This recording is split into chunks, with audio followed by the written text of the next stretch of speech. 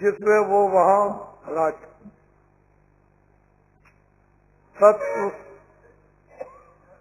के पैदा किए हुए वो भी है, और हम जितनी जीवात्माएं आई हम भी उसी सत्पुरुष, वो इनका उनका सबका पिता है।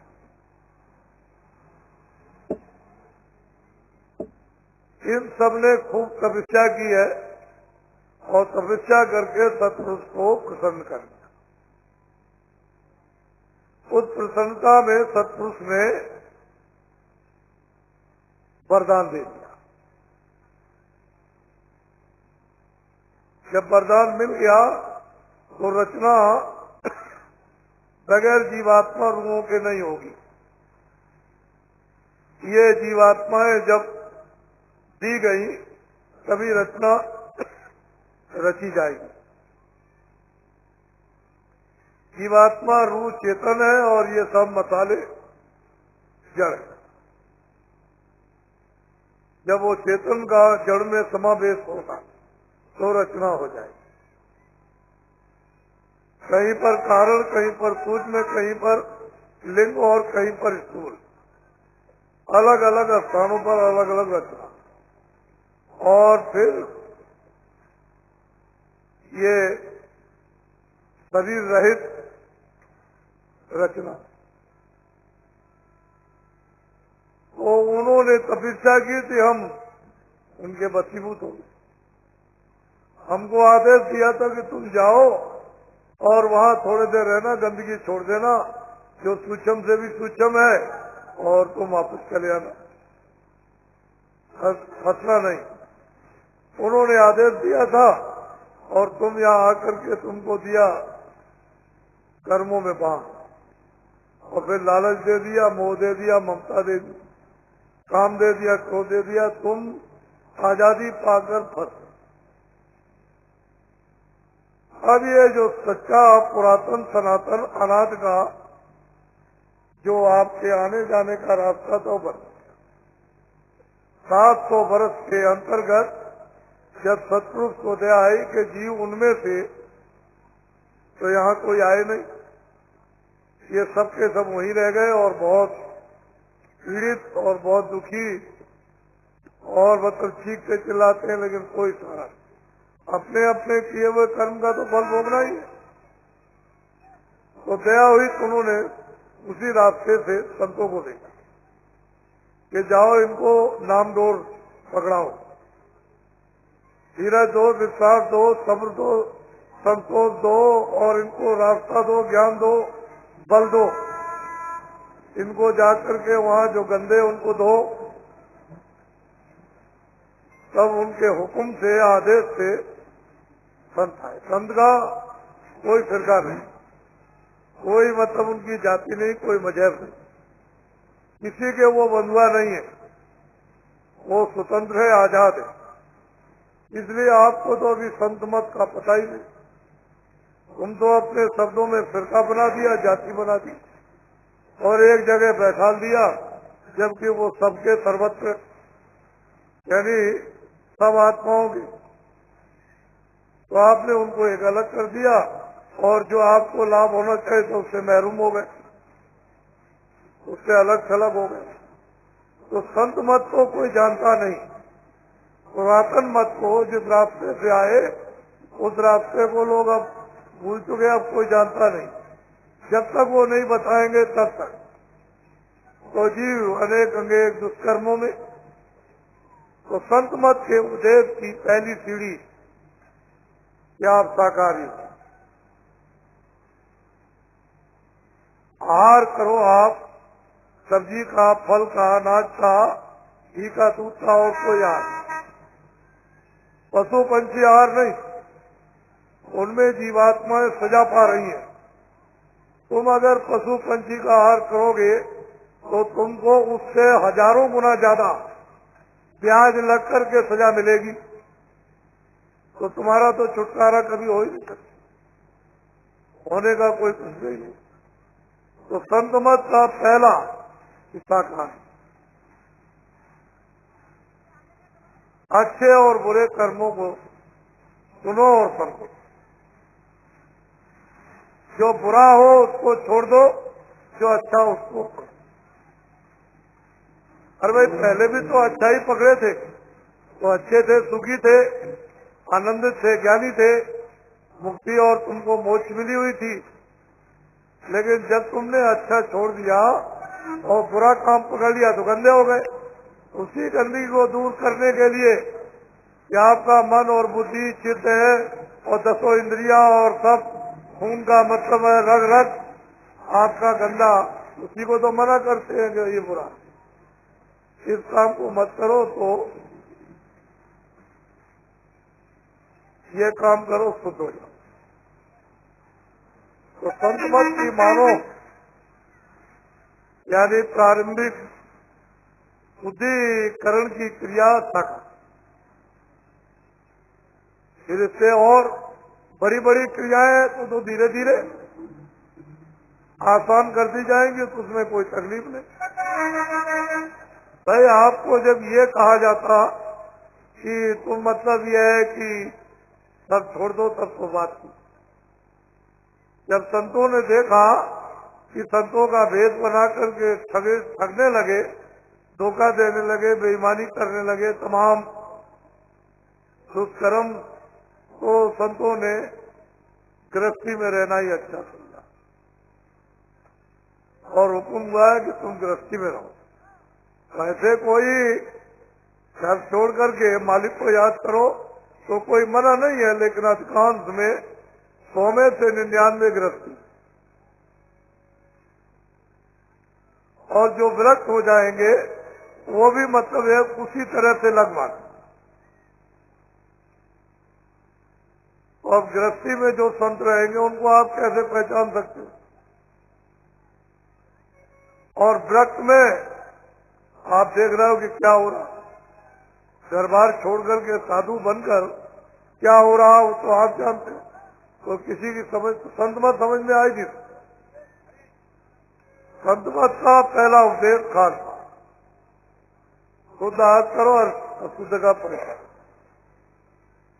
और धीरे धीरे धीरे धीरे जो भी आपके नशे जो नुकसानदेह है उनको, नशा तुम अपनी शरीर सुरक्षा के लिए कोई करते हो, वायु विकार के लिए, जैसे तंबाकू बीड़ी सिगरेट, लेकिन ये तंबाकू बीड़ी सिगरेट नहीं, वो तो तंबाकू बीड़ी सिगरेट बनाई जाती है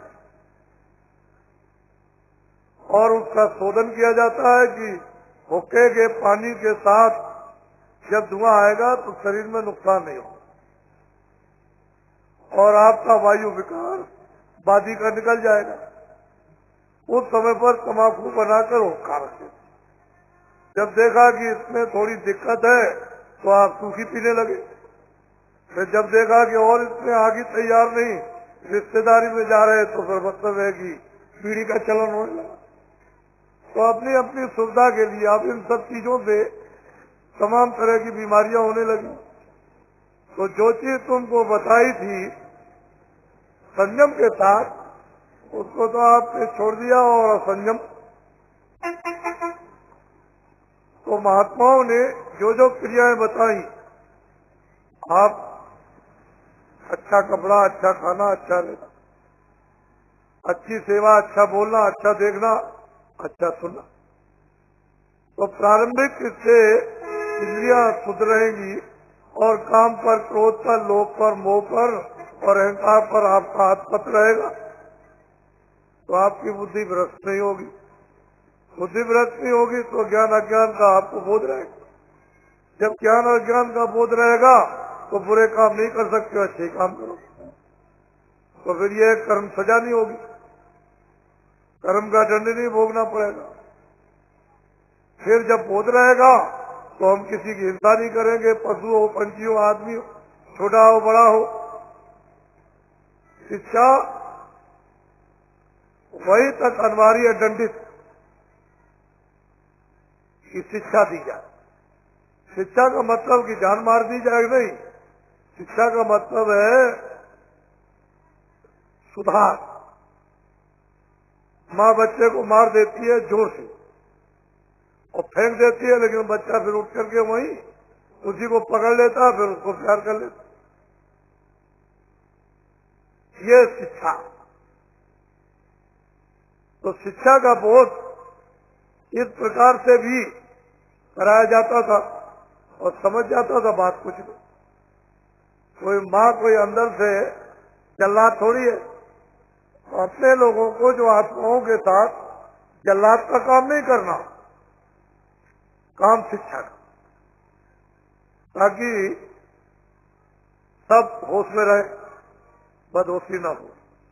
तो ये संत मत का जो सनातन मत है अनाथ काल का जीव कल्याण के लिए, उसका ये है कि साकार, ये बहुत जरूरी है। हम उन कटु शब्दों में न बोलकर साधारण शब्द का प्रयोग करते हैं। सबके मतलब ये है कि मान मर्यादा के साकार, इसी में सब कुछ समझ जाना चाहिए। आपने जो किया है वो तो ऐसा खराब किया कि आपका छुटकारा 1, 2, 4, 5 नहीं, अनगिनत युग बीत जाए तब भी नहीं हो सकता। तो इस जीवात्मा की क्या दुर्दशा होगी। कभी तो जिस पर तकलीफ आती है, पीड़ा होती है, दर्द होता है, उसे मालूम होता है तो आगे कितना दर्द कितनी पीड़ा होगी। जब मतलब यह है कि रात और दिन एक सांस में चिल्लाओगे तो उस समय पर होता है कि भाई महात्मा कहते थे, तो भाई ठीक कहते थे वो, हमने उनकी बात नहीं मानी, अब हम अपने किए हुए कर्म का दंड पा रहे हैं। तो कब छुटकारा होगा? उसका कोई मतलब है लेखा जोखा, उसका दिन और कोई बात कुछ। कितनी लंबी सजा। तो इसलिए अभी ये मनुष्य शरीर है, भगवान ने आपको जब ऊपर से आए हो तो सब चीजें दिए। ऊपर से जब जीवात्मा अकेली चली है, कुछ नहीं था।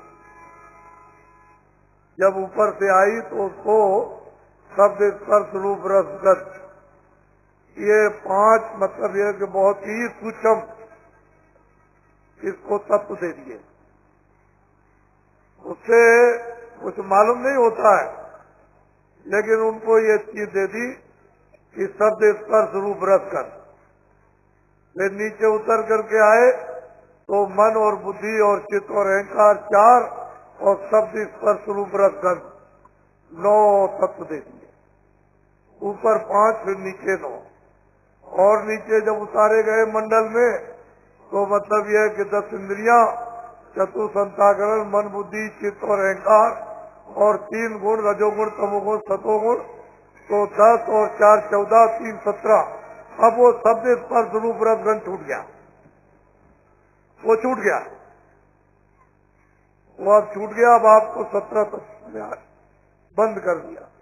फिर उसके बाद में फिर आपको नीचे उतार दिया तो खाली 5 तत्व दिए, जल पृथ्वी अग्नि वायु आकाश, बाकी सब छोड़ दिए। वो 10 इंद्रियां चली गई और मतलब यह है कि वो 3 गुण चले गए। और उसके बाद में वो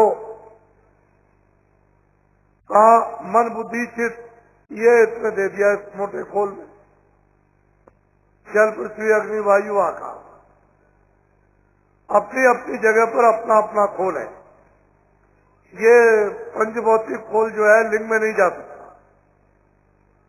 लिंग का जो खोल है सूक्ष्म में नहीं जा सकता, सूक्ष्म का जो खोल है कारण में नहीं जा सकता, और कारण का जो खोल है वो अकारण में नहीं जा सकता जहाँ कोई खोल नहीं है। अपनी अपनी जगह पर ही ये तत्व रहेंगे।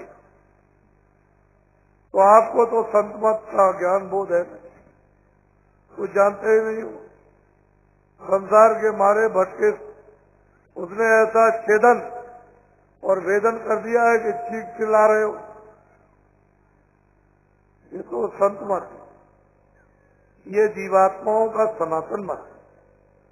संत मत का मतलब जीवात्माओं का सनातन ये मत है, रास्ता। मत कहते हैं रास्ते, और उसी रास्ते से जब जाओगे तो घर में पहुंच जाओगे। और यहाँ अपना घर कहीं नहीं, सब परदेश। ये जितने भी देश है स्थूल, ये मृतलोक है, स्वर्गलोक, वैकुंठ है, वैकुंठ है, और ऊपर में ब्रह्मांड, सब परदेश है। अपना देश इसमें से कोई नहीं। लेकिन अब क्या करें, फांस लिए गए तो हमको तो और भी नीचे रहना। कौन निकालेगा? हमारा सहायक कौन होगा? हमारे लिए किसको दर्द है? कौन हमारे लिए हमदर्दी करेगा? तो कोई तो है नहीं, सब लूटपाट करने वाले, सब मतलब यह है कि धोखा देने वाले। तो हितैषी तो कोई है नहीं है। हितैषी वो है जो आते हैं जीव आत्माओं को लेने के लिए, उनको कहते हैं बाप संत। थोड़ा सा आप सत्संग सुनिए, क्योंकि ये सब चीजें आपको मिलती नहीं है। और मैं मतलब यह है कि जगह जगह ये चीजें इसलिए नहीं सुना पाता हूँ कि वो सत्संग उन्होंने कभी सुना भी नहीं है, और जब बड़ी चीज सुना दी जाए तो कुछ पकड़ भी नहीं सकते। नीचे से कुछ सुनाया जाए जिसमें वो रम रहे, बस रहे, रो रहे, चिल्ला रहे, तब तो कुछ समझ में आए। उसके लिए समय चाहिए। वहाँ समय तो 2 घंटे का, उसमें